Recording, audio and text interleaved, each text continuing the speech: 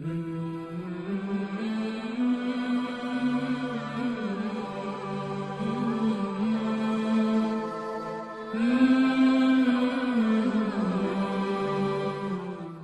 ربیع الاول کی آمد ہے۔ ہر آدمی خوشیاں اور مسرت سے جھوم رہا ہے۔ گھروں میں آپ کی آمد کے تذکرے ہو رہے ہیں۔ کیوں نہ تذکرہ ہو جن کی آمد کا ذکر آپ کے آمد سے پہلے آسمانوں میں رب ذوالجلال فرما رہا ہے۔ بلکہ میرا یہ وجدان ہے، ایمان ہے کہ آپ کی آمد سے پہلے آسمانوں میں آپ کی عظمت، آپ کی بڑائی اور آپ کی شان رفعت کا تذکرہ اللہ تعالیٰ نے آسمانوں میں فرشتوں میں بھی کیا ہے اور انبیاء علیہم الصلاۃ کی جماعت میں بھی کیا ہے، جس کو کہا گیا وَإِذْ أَخَذَ اللَّهُ مِيثَاقَ النَّبِيِّينَ لَمَا آتَيْتُكُم مِّن كِتَابٍ وَحِكْمَةٍ ثُمَّ جَاءَكُمْ رَسُولٌ مُصَدِّقٌ لِّمَا مَعَكُمْ لَتُؤْمِنُنَّ بِهِ وَلَتَنصُرُنَّهُ۔ اس آیت مبارکہ سے بات سمجھ میں آئی کہ رب ذوالجلال نے آسمانوں میں 2 کانفرنسیں کی ہیں۔ ایک کانفرنس کا نام توحیدی کانفرنس ہے اور دوسری کانفرنس کا نام رسالت کانفرنس ہے۔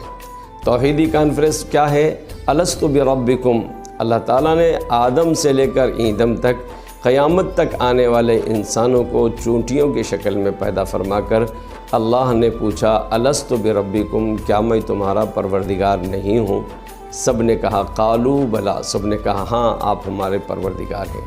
گویا یہ توحیدی کانفرنس تھی، اس کا مقرر رب ذوالجلال تھا اور سامعین ساری مخلوق تھی۔ ایک اور کانفرنس آسمانوں میں ہوئی اور اس کانفرنس کا نام رسالت کانفرنس ہے، جس میں اللہ نے فرمایا وَإِذْ أَخَذَ اللَّهُ مِيثَاقَ النَّبِيِّينَ، اے انبیاء کی جماعت تم مجھ سے وعدہ کرو۔ گویا کہ اللہ نے سارے انبیاء کو آدم سے لے کر عیسیٰ علیہ السلام تک جتنے انبیاء کو بھیجنا مقصود تھا سارے انبیاء کو اللہ نے جمع کیا، اور اس کے بعد کہا سارے انبیاء کی جماعت حاضر ہو جاؤ، سارے حاضر ہو گئے۔ کہا کہ اب دروازہ بند کر دو، دروازہ بند ہو گیا۔ اب کہا کہ دیکھو اس میں کوئی غلام احمد قادیانی تو نہیں ہے، اسود انسی تو نہیں ہے، اور وہ خاتون جس کو نبوت کا جس نے دعویٰ کیا ہے وہ بطحہ والی خاتون تو نہیں ہے۔ کہا کہ یہاں کوئی نہیں ہے، دروازہ بند ہو گیا، ہاؤس فل ہو گیا۔ آپ نے فرمایا جو اندر آ گیا اس کو نبوت کا ٹکٹ مل گیا، جو باہر رہ گیا وہ جھوٹا ہے، وہ کذاب ہے، وہ دجال ہے، وہ جو ہے دیگر جو ہے صفات کا قباحتوں کا مالک ہے، وہ نبی ہو نہیں سکتا۔ اس کے بعد اللہ تعالیٰ نے، دنیا کا یہ اصول ہے کہ جب آدمی تقریر کرتا ہے، جلسہ کرتا ہے تو مقرر کچھ اور ہوتے ہیں، سامعین کچھ اور ہوتے ہیں، لیکن رب ذوالجلال کی اداؤں پر اور اس کانفرنس پر میں فدا ہو جاؤں جس پر رب ذوالجلال مقرر ہے اور سارے سامعین انبیاء علیہم السلام ہیں، اور مقرر کو ایک عنوان دیا جاتا ہے، اور وہ عنوان ہوتا ہے کسی کو عنوان دیا جاتا ہے شان مصطفیٰ کا۔ اللہ تعالیٰ نے اپنے حبیب پاک صلی اللہ علیہ وسلم کا عنوان فرمایا میں شان مصطفیٰ پر آج کچھ بات کہنا چاہتا ہوں۔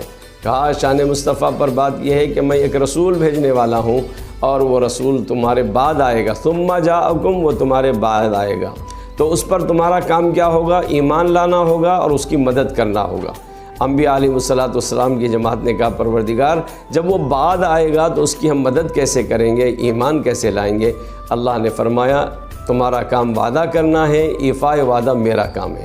گویا کہ انبیاء نے وعدہ کیا، کانفرنس مکمل ہو گئی، اور سارے انبیاء علیہ السلام کو اللہ کے بعد دیگر قیامت تک، یعنی سارے انبیاء کو ایک کے بعد دیگر نبی کریم صلی اللہ علیہ وسلم سے پہلے بھیجتا رہا، اور حضور صلی اللہ علیہ وسلم خاتم النبیین سید المرسلین کی حیثیت سے دنیا میں آپ تشریف لائے ہیں۔